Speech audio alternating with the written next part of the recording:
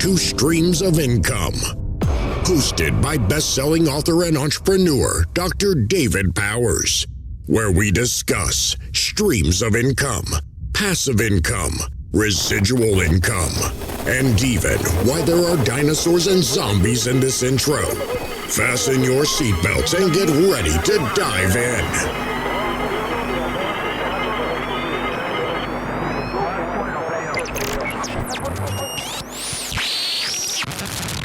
Hey everybody, welcome to, we've got a guest. That's my daughter, Astrid.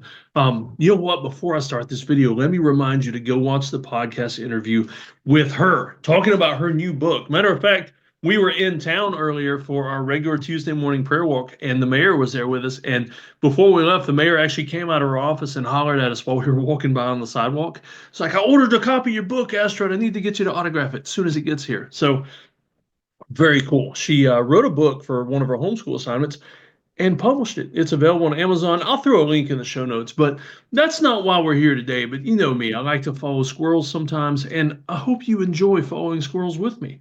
Today, though, very special thing. We're going to do the first episode covering this book, How to Get Paid for What You Know by Graham Cochrane. And here's the subtitle, Turning Your Knowledge, Passion, and Experience into an online income stream in your spare time. Now, here's the great thing. This book was recommended to me, and at first I thought, I've been running online businesses for decades now, and different ones. I've read so many business books, and they all basically say the same thing. But the thing of it is, the way this book was recommended to me by a friend was that, every now and then, Dave, you got to go back to the basics. You got to go back and analyze what you're doing from the point of view of somebody who's starting fresh. And I'm doing that. I read through this book, just actually finished reading through the book, wrote tons and tons of notes and stuff inside, and going back through it again so I could prepare for these lessons. And it's an amazing book. You know what's really cool, though? I opened the book up, and there's a testimonial from my good buddy, the late Dan Miller, passed away last year. And I know Dan, or knew Dan well enough to know that he would not recommend a book that, number one, he hadn't read, number two, he didn't know the author, and number three, he didn't like. Dan wouldn't just throw his name or his recommendation onto a book that wasn't worth it. And so knowing that Dan recommended this book means a lot to me. I have not met and do not know Graham Cochrane. I hope to meet him someday. I actually want to try to get in touch with him and get him on this podcast. And so, Graham, if you're hearing this or somebody recommends this to you and tells you about it, I'm not going to read your whole book on air because that would be rude and also a violation of copyright laws. But I am going to teach people through the book. And so let me say first to everyone else that's listening, go buy the book. I'll put a link in the show notes. This lesson here, this podcast edition is only going to cover the intro. And so you've got time to go pop on Amazon, get the book. In 2 days, it should be at your house, unless you live in some weird place and maybe it's 3 days. But get the book in that way. Man, I got this cough I just can't get rid of. I start talking and then I start coughing. That's bad when you're trying to be on a podcast. Oh, there we go. So get the book. Get the book, and that way when you watch the next episode, you can jump right in with us. Now, here's another great thing. As I work my way through this book, I'm going to create worksheets. I'm going to create an entire workbook. By the time we're done, you'll have a big workbook of lessons and things that you can go through as you read this book, as you listen to these lessons. I hope you're going to enjoy that. But here's the catch. Here's the catch. My email will be in the show notes. You got to email me and ask me for the workbook. I want to talk to people. I have so many listeners that, if I just threw something in the show notes and said, click here to get a free download, people will do that and never look at it. They'll do that and forget it. I know this because I do that. I've got thousands and thousands of business books and success books and cryptocurrency books and things like that in my computer that I've downloaded for free and never looked at. Now, a lot of them are probably just pure crap, or they repeat other things by other people, or it's just relabeled private label stuff. But the thing is, it was free, it was easy to download, and I never touched it. I want you to email me if you want the workbook for this. Email me, tell me a little bit about yourself. I like to get to know people. For the most part, I'm an introvert, and so sometimes it's hard for me to get to know people. I might seem all high energy and everything on here, but I got to be honest, if I'm in I don't know, business group setting or something like that, I'm the guy that's going to go raid the buffet line, grab some amazing food, and then disappear to the corner because I don't want to be bothered while I'm eating because I'm an introvert like that. So let's dig into this book, How to Get Paid for What You Know. And remember, today we're only covering the intro. I'm going to read a couple little sections, tell you about Graham, what's on the back cover, that kind of thing. And another really cool tidbit I discovered about Graham is that the recording stuff he's done. I only knew of him through this business book and the business stuff, but Graham actually got started with the recording revolution. As a church sound guy, he was actually recording and teaching people how to put their stuff out online. Well, I've got a son who's probably 2 levels up. I'm in the basement. Who is, the dude is a heavy metal master. I don't know any other way to say it. He's 13 years old. He self-taught himself how to play the guitar and can play all the greats like Metallica, Nirvana, and the Foo Fighters. And he's into some of the heavier stuff like Pantera and all that, but he can play it all. He's actually learning some stuff like some Bob Marley because I like hearing that. It's amazing. And so I'm going to check out Graham's other stuff about recording and see if that'll help my son. Maybe they'll become homeschool lessons. Who knows? All right, so this introduction, let's dig into this. All right, I wanted to read the very first paragraph for you. You are sitting on a gold mine. Whether you realize it or not, you already have the knowledge, passion, and skills to create an automated income stream that requires no college degree, 0 employees, and less than $50 to get started. Imagine with me for a moment, if you had an extra $1,000 or $5,000 coming in each month, what would that mean for your life? Alternatively, if your work only required 20 hours a week to generate a full-time income, how would your life improve? Man, Graham really opened this thing up with a bang, and that's pretty cool. It really, I dug into it immediately after that because it really made me want to read more. And so in the intro here, Graham talks about, creating an income based around your knowledge, your passions, and experiences. And here's the thing, that workbook I was telling you about, I'm creating some workbook pages on that paragraph I just read. Like, what would you do with? I want you to do a little dreaming with me. What would you do with all this extra money? What would you do with all that extra time? And so I want you thinking the way Graham would too, though, because this guy's a Christian. He's a church guy. And so I don't want you just thinking about yourself. I want you to think about other people too. So I've got some workbook pages for that, analyzing what you can do for yourself, and your family, of course, with that extra money and time, but also what could you do for others? Interviewed a guy the other day and I was asking him about his dream stream of income. And he was telling me that the main thing is he loved doing things for charity. He had some specific ministries that he liked working with. And his dream would be having the time and money to just go work with those charities more, maybe even travel with them a bit. And so that's it's not all about ourselves. It's not all about just taking care of the family and having a decent, safe place to live. Sometimes it's about doing more beyond that, outside the walls. And so as far as knowledge, passion, and experience goes, I've got a workbook page in there for that. It's a Venn diagram. If you're not familiar with that, Venn diagram is one of those things where it's basically, several circles. I've got 3 on this one: knowledge, passion, experience, where they all enter at some point. And so you've got these 3 circles and they all combine right in the middle. And so you've got to find that magic point where all 3 of those things align in a way that, that God created you to make money and make a living and help others with. And so that's pretty cool. All right. So Graham's story, though, listen to this. I was a musician living on food stamps who turned an obscure knowledge about recording music into a $1 million per year business that requires just a few hours of my time each week.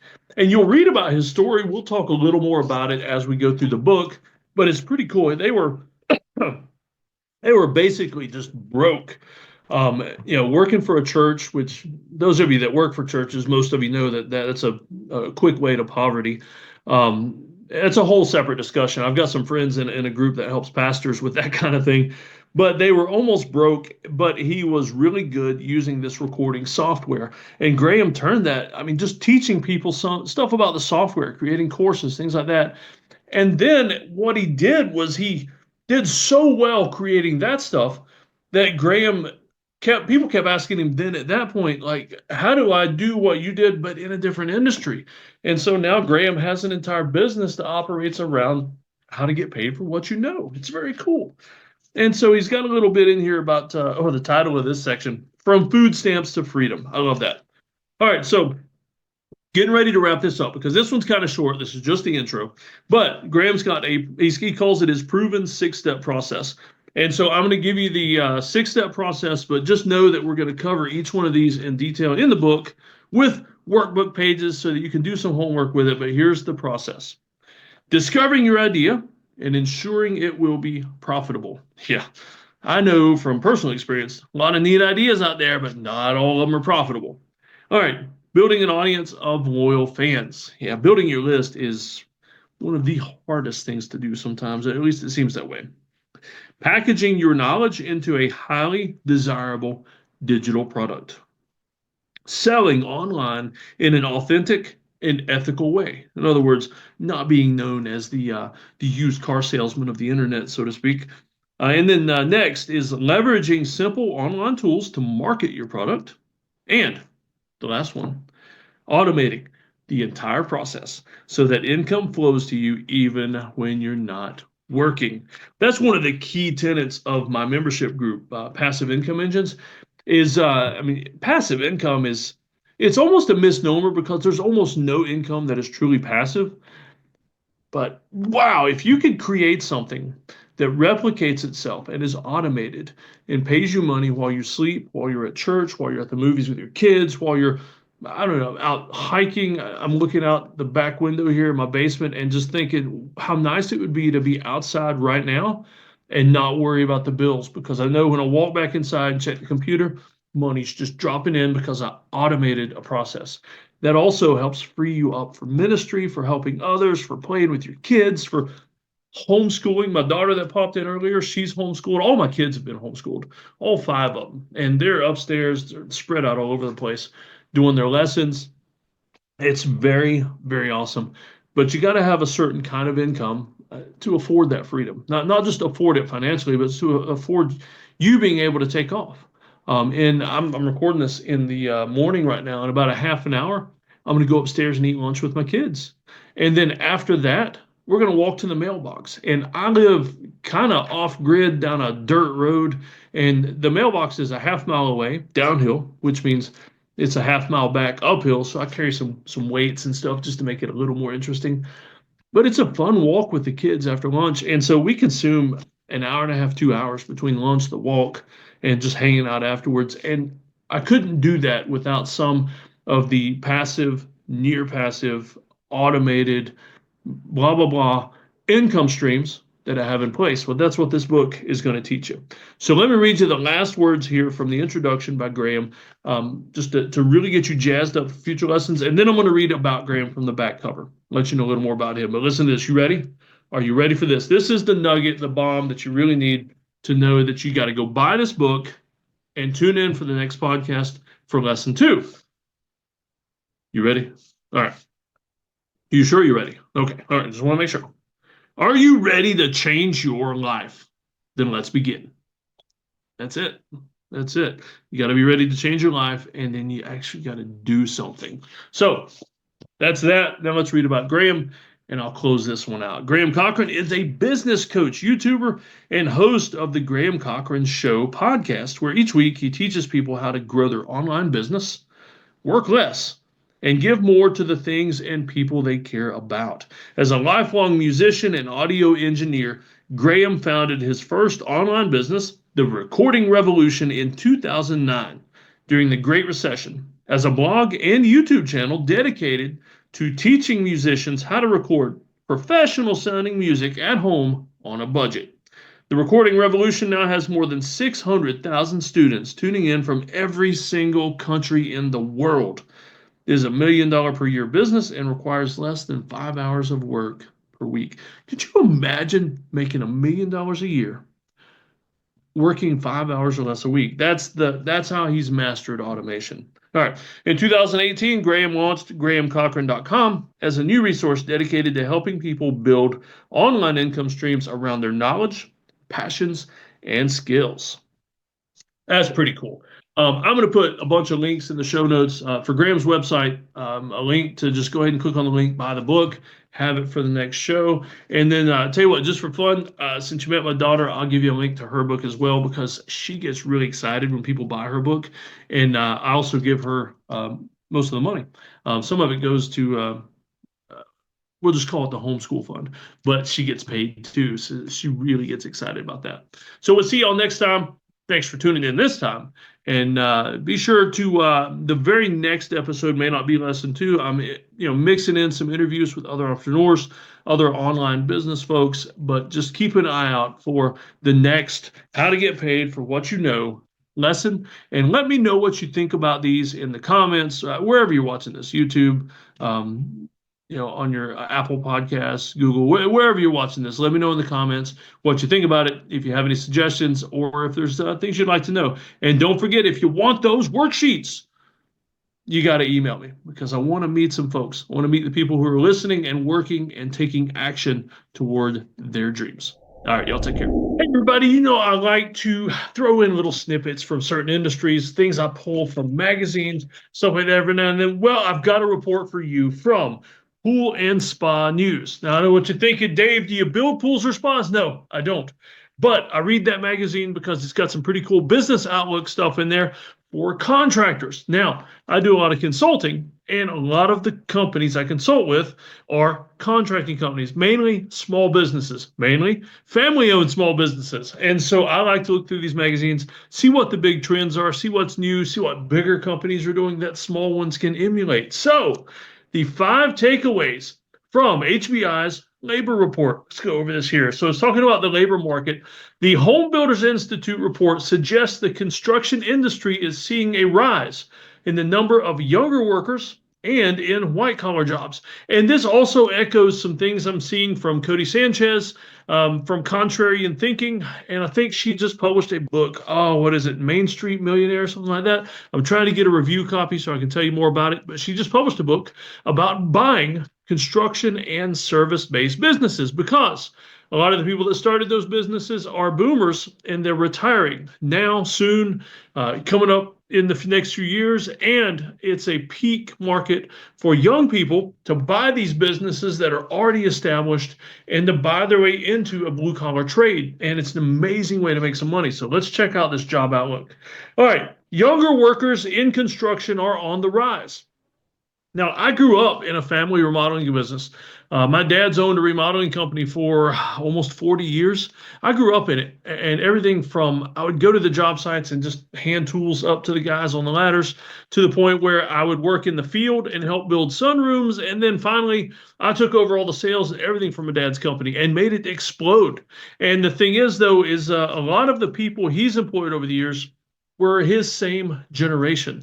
The younger folks that they hired were only interested in other jobs. And I'm talking not recent years, but years before. We would hire a lot of college kids, and they were only using it for a summer job or a stepping stone, something like that. But now, young people in construction seeing it as a valid career, even a lifetime career, or a business they want to start is on the rise. And I love seeing that. I love seeing the younger generation is seeing a different path other than office jobs and retail jobs and W-2 jobs. Love seeing a path other than that. All right, construction is still facing an aging labor market. In other words, if you are a young person, and by young, let's just say under 40, if you're under 40, you are very young compared to a big chunk of the construction labor market. And so all those folks are retiring or quitting, or their bodies won't let them do that kind of work anymore. And they're wanting to pass that knowledge on or just leave the business altogether. And so there are tons and tons of jobs out there available for you if you're under 40. The industry still needs to hire 723,000 workers a year. And that's just to keep up with the ones that are dying, leaving, retiring, all that. It's over 500,000 workers a year in that industry. It's amazing. Just think you could be the business owner that hires a big chunk of those. Start a construction business, buy one. My dad's selling his down in Myrtle Beach, South Carolina. You could live at the beach and buy this construction company, and it's just an amazing place to work and live. And there you go. You can hire as many of these people as you want and contribute to the industry. All right, next, the industry is seeing positive trends on diversity across gender and race. And this is actually pretty neat. My dad, to my knowledge, let's see, in the field, I'm not talking secretary or office workers, but in the field, I think my wife is the only woman that's ever worked for my dad. And that was only because she was family. And so, because of his generation, he just wasn't used to seeing women in construction, never thought about hiring women in construction. There's also a lot to do with just the generations, how they grew up with racial barriers, things like that. And you'll still see a lot of older guys. They work on same race or same ethnic crews. So whether it's all Hispanics on the same crew, or all white guys on the same crew, or all African Americans on the same crew, you'll see an amazing amount of that. Surprising with older generations. With younger generations, though, you'll see men and women working beside each other. You'll see more diverse, multiracial field crews, that kind of thing. It's pretty interesting. And so as the younger generation is kind of moving into and taking over the construction and the trades, you're seeing a bit more diversity among the workers. And so very cool. And then the last thing, I found this interesting, but most people only think of construction as the blue collar jobs. White collar jobs are on the rise in construction. So it makes perfect sense, though, because as the field jobs grow and more of these blue collar guys are working hard, they need the white collar guys in sales, in the office, doing marketing, whatever else needs to take place. I mean, doing the architectural, the engineering work, the plans, things like that, ordering, logistics. I mean, there are a lot of white collar jobs available in construction. There are also a lot of dual white and blue collar jobs available in construction, especially small businesses. When I worked for my dad, towards the latter years, I was doing primarily only sales. But if I was in the office and somebody needed help in the shop, bending some metal, putting something together, loading a truck, unloading a bunch of windows off of a delivery truck, I mean, I would go on out there and get sweaty and get a decent workout helping the guys out in the shop or out in the field if they needed it. So there's a lot of crossover there. And so if you can learn some of both skills, I mean, yeah, you can niche down later. You can specialize later on. I mean, I kind of did with moving into sales and marketing for my dad's business, but you can do an amazing job just learning both sides of that. And so I guess just to summarize all this article about the HBI report from Pool and Spa News is that, you hear it everywhere these days. The trades are an amazing way to go to make some really good money, to not have to generate any college debt. Matter of fact, even some of the trades that require tech school, if you have a young person that's still in high school, most tech colleges will do dual enrollment for free. And so while they're in high school, they can also be learning a trade. My 17-year-old is currently in high school, but also at the tech college, he's finishing up a welding degree. And so he's going to basically graduate high school with a welding degree as well. And so that's pretty cool. He can jump straight into a welding job. He's actually already done a few side projects for people and here around the house on our farm. And so it's pretty cool. So always, young people, if you're, and once again, young people 40 and under, if you're considering a new occupation, if you want to get into something, don't want to go to college for it, want to be able to make almost instant money and make more than you would in other jobs, retail, food, a lot of those others, look for the trades, look for construction. It's on the rise, and you can be a big part of that.